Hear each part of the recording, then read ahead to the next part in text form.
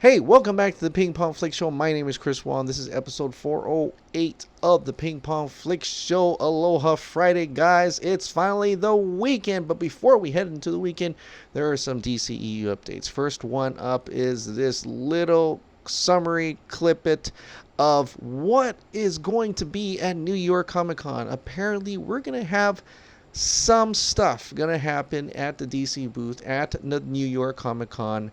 Booth numbers SC4001, Birds of Prey, and the fantabulous emancipation of one Harley Quinn. It opens on Thursday with the reveal of several never-before-seen Birds of Prey character costumes from the film, including Harley Quinn, Black Canary, Huntress, Renee Montoya, and Cassandra Cain. Fans can take part in photo opportunities, giveaways, and cosplay meetups, as well as the first to see new lifestyle products inspired by the film. In addition to Funko's collectible pop figures, Harley devotees can look for exclusive fashion collectors from premier brands and retailers. In addition, on Saturday and Sunday, the DC booth will transform into the ultimate Harley playground because of course with Harley you should expect the unexpected special surprises.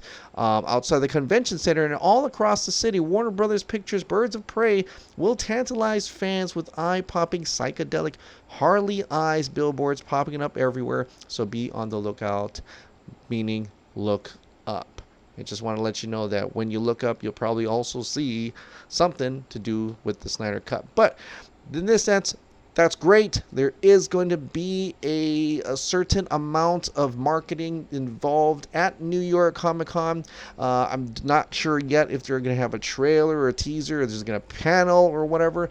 But for now, there's going to be a Birds of Prey at the DC booth with some never before seen character costumes. And here I'm thinking that hopefully we'll get to see a lot of these comic book accurate costumes and get some things for the fans to look at, some people to geek at and stuff like that, and also a closer look at what's going to be revealed for the movie. And hoping, like I said, it will also come with an actual full trailer, as it is coming out next year, February 7th. So there is no real other con that they could get people excited for. It was supposed to have been San Diego Comic Con. Of course, you know what happens with Warner Brothers pulling out. Now they're going to be a New York Comic Con, and hopefully that also means they're going to really, really push the marketing for this movie alongside other movies such as Wonder Woman 1984, and maybe something special for other movies, other ones as well. Of course, we know Suicide Squad, the Batman, but right now, Birds of Prey. This is the next movie they're really going to push, and so I hope this New York Comic Con is not a disappointment. But for more Birds of Prey news, this is coming from The Wrap. They had an interview with Mary Elizabeth Winstead in regards to Huntress. This is what she had to say.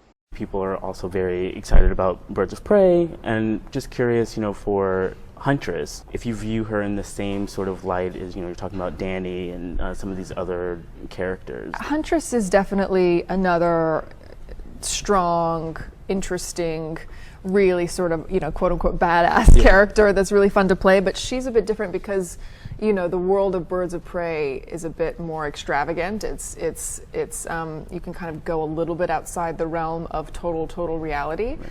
And she's kind of an odd character, she's not like everybody else. She's weird and funny and awkward, and sort of get to tell the story of this girl who grew up training to be an assassin and didn't ever have friends and doesn't know how to fit in socially and doesn't really know anything other than how to kill. Yeah. And so we got to sort of play around with that in ways that were both sort of like sometimes disturbing and sometimes really funny, and to just get to kind of play with that kind of a character was a really great opportunity. So you get from that interview that Mary Elizabeth Winstead is going to play this character as a straight-up assassin. She probably, like she said, doesn't know how to work well with others, socially not really going to play well with others. Maybe at the beginning she's trying to, it's kind of almost like a fish out of water. In this sense, she's coming from a life of crime and killing and stuff to a different life. Maybe Harley Quinn kind of shows her to live a little, that it's not all about killing. So I can sort of see that comedic effects it would have with that, just like the first Wonder Woman movie, and first like Clark Kent in the first Christopher Reeve movie, where they're kind of like a fish out of water scenario. And I think this is what she's trying to play at, is trying to kind of hint at what Huntress is going to be at. Of course, there's going to be a lot of killing, there's going to be a lot of disturbing things as well, because it is a rated R film, and that's something we'll be looking forward to. Chad Stahelski is doing the action for it. So you'll probably see a lot of John Wick stylistic kills, John Wick stylistic action, and that's what makes it pretty impressive. So hopefully we'll see a lot of great stunts from Huntress and a lot of great action pieces, action sets from this movie in order to get us really excited for the action elements of it, and also the story and how Kathy Ann will shoot this feature. It is certainly probably maybe going to be something rather different this time around from Suicide Squad, but we'll have to wait and see when the movie comes out February 7th, or we can actually see a full-length trailer hopefully by New York Comic-Con. So interesting stuff indeed. I can't wait to see more of this. Now, Joker premiere is happening really soon. I mean, the movie comes out next week, and I can't wait to watch it. You know, my wife and I are going to go check it out, hopefully on Friday, and we'll get to watch it together in the theaters. But it looks like not everyone's going to have access to this U.S. premiere, as this is coming out on Variety today. Joker premiere Disinvites interview press from a Hollywood red carpet. Wow! They finally grew a pair. Warner Brothers finally grew a pair, but I'm going to read this article to you anyway. Warner Brothers Entertainment has restricted access for print and broadcast journalists from the red carpet at the upcoming U.S. premiere of Joker. The event, which will take place on Saturday in Hollywood at the famous TCL Chinese Theater, will now only allow photographers access to talent and filmmakers. Expected attendees include Joaquin Phoenix, director Todd Phillips, and supporting stars like Zazie Beetz and Francis Conroy. Our red carpet is comprised of photographers only, a studio spokesperson told Variety. A lot has been said about Joker, and we just feel it's time for people to see the film. The movie to restrict access to interviews comes after a week of headlines about the violent and provocative nature of the film and measures to inform and protect American moviegoers as they prepare to see it. Mid-side theater chain Landmark is prohibiting costume play based on Phoenix's turn as the iconic Batman villain. On Thursday, Variety reported that Los Angeles Police Department would increase its visibility at area theaters. The department said it has not received any specific threats about the movie, but encouraged moviegoers to be vigilant. The LAPD is aware of public concerns and the historical significance associated with the premiere of Joker, said department spokesman Josh Rubenstein. While there are no credible threats in the Los Angeles area, the department will maintain high visibility around theaters when it opens. Very ridiculous. Concerns about the Joker movie and its portrayal of the titular character's violent tendencies as a result of ostracization have sprung up since the movie's debut in the Venice Film Festival. With some expressing worry, the thriller paints the central mass murder too sympathetically. The families of the 2012 Aurora shooting signed a letter to Warner Bros. CEO Ann Sarnoff that, despite refraining from calling for Joker to be pulled from release, did say the movie's sympathetic origin story gave us pause.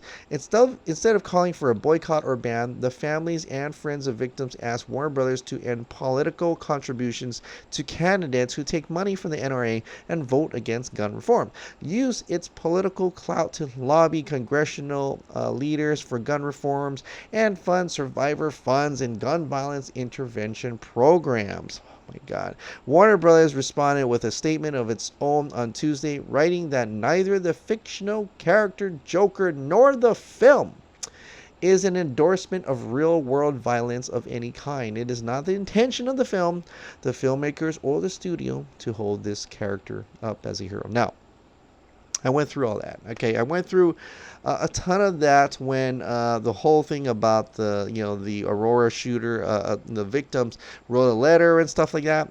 And I still think it's ridiculous. Like they're using this Joker movie in order to feed more log to that fire for the NRA, which I think, yes, put all that efforts in it, but don't take down someone's movie because you haven't watched what this movie is. I mean, like they've said, there's John Wick right there, right?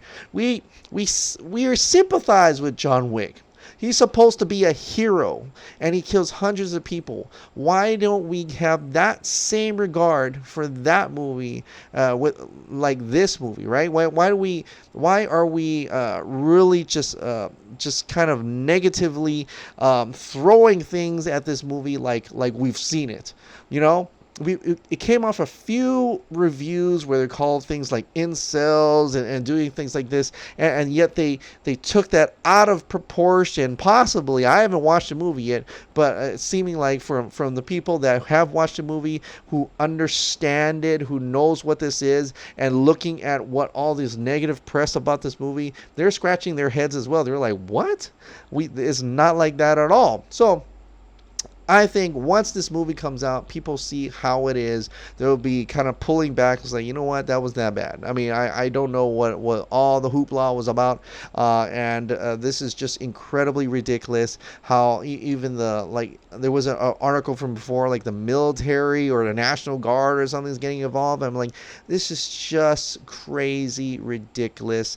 This is about a villain. He's going to do villainous things. You know, I mean, it's not gonna, and I don't think, and I've heard and read a few reviews, it's not gonna be to the extent of goriness like the last Rambo film. It's not gonna have the extent goriness and killings of the other John Wick films as well.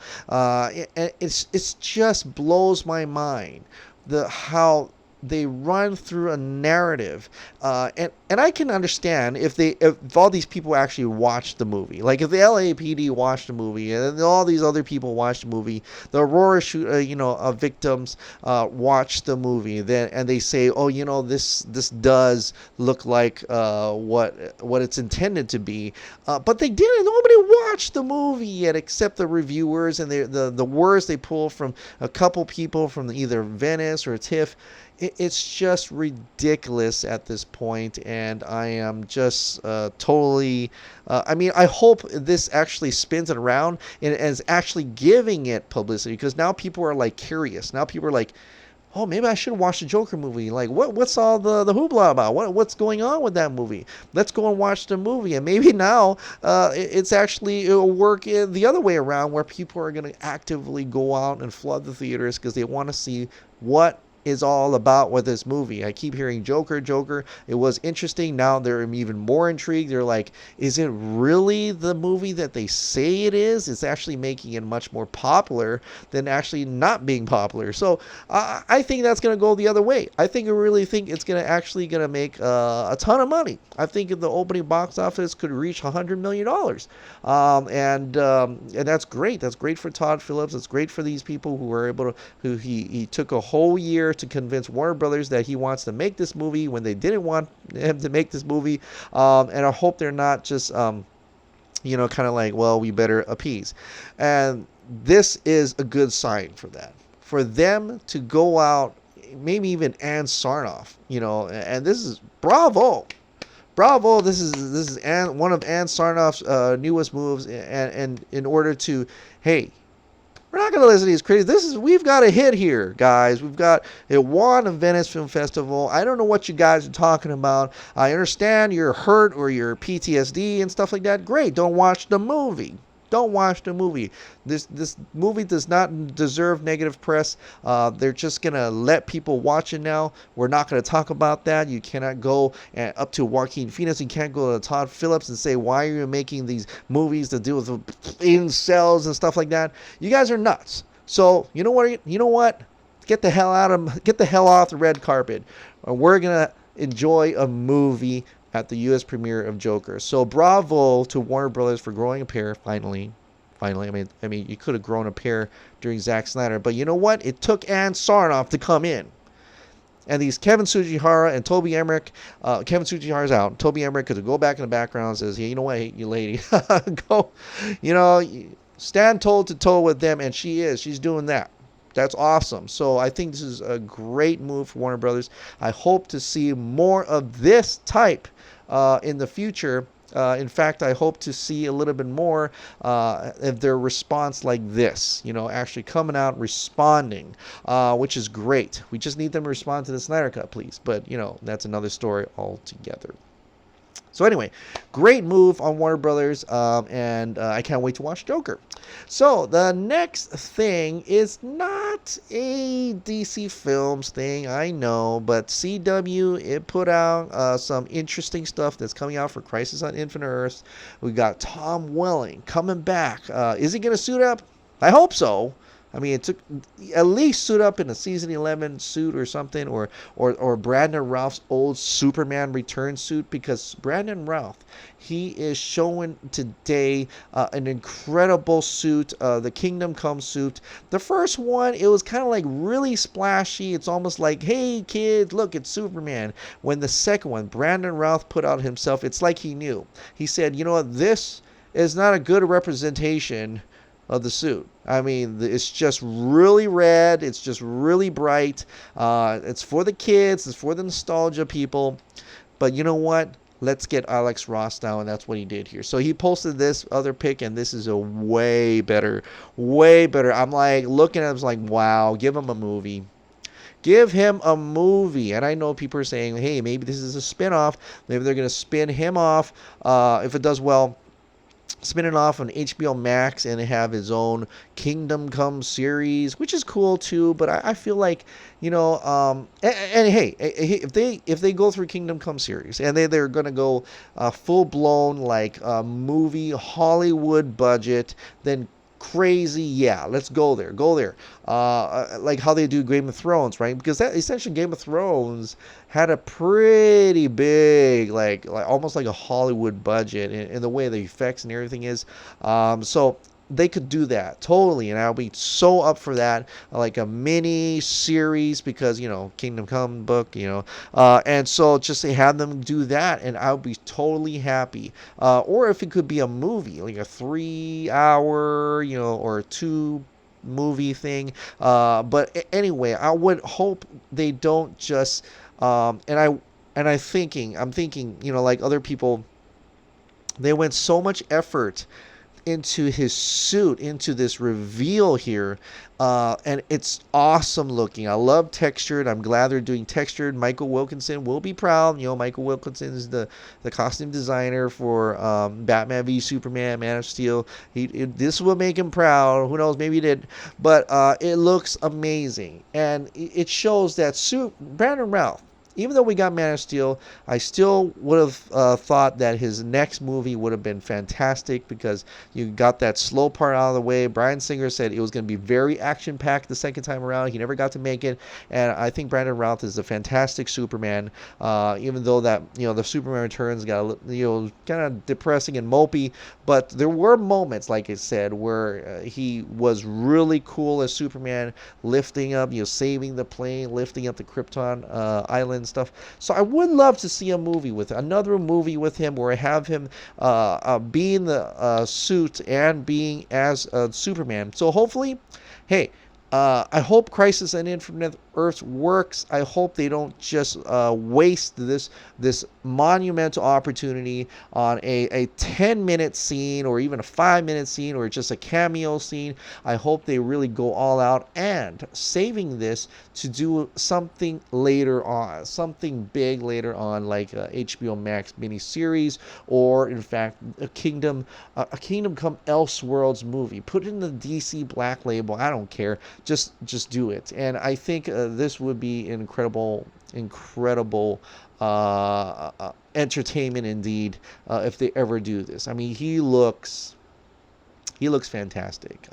I'm geeking out. as you all know, man, Elseworld Story Kingdom Come is one of my favorite, maybe the favorite DC Elseworld storyline ever, with the combination of just all the story and Alex Rostal.